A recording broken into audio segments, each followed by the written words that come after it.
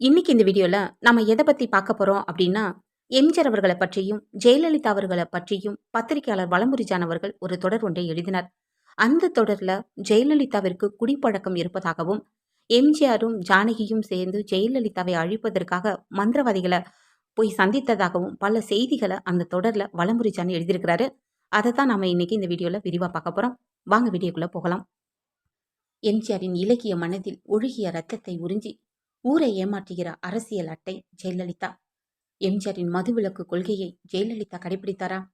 விஜயா மல்லையாவோடு தொடர்பு வைத்திருக்கிற ஜெயலலிதா மதுவிலக்கை எப்படி அமல்படுத்த முடியும்?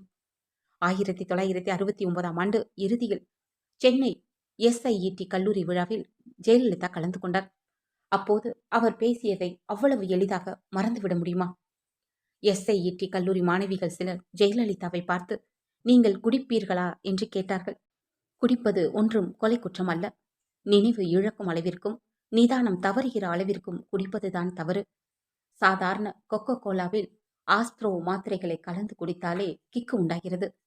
நான் கிக்கிற்காக இதை குடிக்கிறேன் என்று திருவாய் மலர்ந்தார் ஜெயலலிதா. இந்த நிகழ்ச்சிக்கு பின் கல்லூரி மாணவ மாணவிகளுக்கு மத்தியில் கொக்கோ கோலாவில் ஆஸ்பிரின் ஆஸ்ப்ரோ கலந்து குடிக்கிற பழக்கம் பரவியது. பல மாணவர்கள் போதைக்கு அடிமையானார்கள். ஆனால் இந்த நாளிலேயே வெளிநாட்டு மது வகைகளுக்கு ஜெயலலிதா முற்ற முழுக்க அடிமையாகி இருந்தார். இவர்தான் மதுவால் உண்டாகிற தீமை குறித்து மானம் வெட்கமில்லாமல் பேசுகிறார். மதுவையே அறிந்திராத ஒரு தலைமுறையையே கள்ளுக்கடை சாராயக்கடை திறந்து கருணாநிதி பாழ்படுத்திவிட்டார் என்று ஜெயலலிதா பல தடவை அங்கலாய்த்திருக்கிறார். எப்போதும் போதையில் இருக்கிற ஜெயலலிதாவிற்கு மனசாட்சி மழுங்கி பல வருடங்கள் ஆகிறது. இல்லாவிட்டால் இப்படி பேச முடியுமா? 1969ஆம் ஆண்டு முதல் முதல்வர் ஆவதற்கு முன்னர் வரை அடிக்கடி ஜெயலலிதா பெங்களூர் போவதுண்டு. எல்லாம் விஜய மல்லையாவை சந்திப்பதற்காகத்தான். 1969லேயே 4 மணி நேரம் பெங்களூரில் ஹோட்டலில் தங்கியதற்கு விஜய மல்லையா ரூபாய் 8000 பில் கட்டியிருக்கிறார். இவர்தான் ஜெயலலிதாவிற்கு வெளிநாட்டு மது வகைகளை லட்சக்கணக்கான ரூபாய்களுக்கு தந்தவர். இப்போதும் எவரும் அறியாத மினிபார் ஜெயலலிதாவின் போயஸ் தோட்டத்தில் இருக்கிறது. ஜெயலலிதா ஒருவரை பழிவாங்க வேண்டும் என்று நினைத்தால் அதீதமான கற்பனை குற்றச்சாட்டுகளை அவர் மீது சுமத்தி அவரை ஒழித்து விடுவதில் உலக பரிசுக்கே தகுதியானவர். பழி வாங்குவதற்கென்று உலக பரிசு ஒன்றை உருவாக்கினால் கண்டிப்பாக ஜெயலலிதாவோடு உலக அளவிலே கூட ஒருவரும் போட்டி போட இயலாது. இவர் இளம் நடிகையாக இருந்த காலத்தில் புது நடிகை அழகாக இருக்கிறார் என்ற ஆர்வத்தில் படப்பிடிப்பில் யாராவது இவரை உற்று பார்த்துவிட்டால் போதும், ஐயோ அம்மா, என்னை பார்த்து இவன் கண்ணடித்தான் என்று கூப்பாடு போடுவது ஜெயலலிதாவிற்கு வழக்கம். அந்த அப்பாவி அடிபட்டு ரத்தம் சிந்துவதை பார்க்கிறவரை ஜெயலலிதாவிற்கு மனதில் அமைதி ஏற்படாது. யாராவது குறும்புத்தனம் பண்ணினால் அவ்வளவுதான், என் முந்தானையை பிடித்து இழுத்தான் என்று ஏக அமர்க்களம் பண்ணுவது ஜெயலலிதாவிற்கு வாடிக்கை. இதில் அகப்பட்டு கொண்டவர் தனது கண்களுக்கு எதிரிலேயே அடிபட வேண்டும் என்பதிலும் ஜெயலலிதா உறுதியாக இருப்பது சினிமாக்காரர்கள் அறிந்த செய்திதான். ஜெயலலிதா கொள்கை பரப்பு செயலாளரானதும் மதுரைக்கு சென்றார். இவரை வரவேற்க ஏராளமான தொண்டர்கள் திரண்டார்கள். கூட்ட நெருக்கடியில் ஜெயலலிதாவிற்கு ஏதாவது ஆகிவிடப் போகிறது என்று பழக்கடை பாண்டி என்பவர் ஜெயலலிதாவை காப்பாற்ற முயன்றார். படக்கூடாத இடத்தில் கைப்பட்டுவிட்டது. உடனே ஜெயலலிதா எம்ஜிஆரிடம் முறையிட்டார். மறுநாள் பழக்கடை பாண்டி தோட்டத்திற்கு வரவழைக்கப்பட்டு வரிசை முறை வழங்கப்பட்டார். அத்தோடு ஜெயலலிதாவின் ஆத்திரம் அடங்கவில்லை. என்னை பல பேர் முன்னிலையில் கட்டி பிடித்தவனை சும்மா விடலாமா என்று எம்ஜிஆரிடம் உரைத்தார். உடனே எம்ஜிஆர் அவசர அவசரமாக பழக்கடை பாண்டியை கட்டம் கட்டினார். பகிரங்கமாக கட்டிப்பிடித்தார் என்கிற குற்றச்சாட்டால் பழக்கடை பாண்டி அரசியலை விட்டே அகன்று போனார். நெருக்கடியில் இருந்து ஜெயலலிதாவை காப்பாற்ற வேண்டும் என்கிற முயற்சியால் பழக்கடை பாண்டிக்கு நேர்ந்ததை நினைத்து மதுரை அதிமுகவிலே பலர் ஜெயலலிதாவை பார்த்தாலே 8 அடி தள்ளி நிற்க ஆரம்பித்தார்கள். எம்ஜிஆரின் சடலம் ராஜாஜி மண்டபத்தில் வைக்கப்பட்டிருந்த நேரத்தில் ஜெயலலிதா வலுக்கட்டாயமாக சடலத்தின் அருகிலேயே இருந்தார். சடலம் பீரங்கி வண்டியில் ஏற்றப்பட்ட போது ஜெயலலிதாவும் ஏறினார். திலீபன் கீழே இறங்கும்படி கூறி கீழே இறக்கிவிட முயற்சித்தார். இப்போது திமுகவில் உள்ள ராமலிங்கத்திற்கும் இதில் பங்கு உண்டு.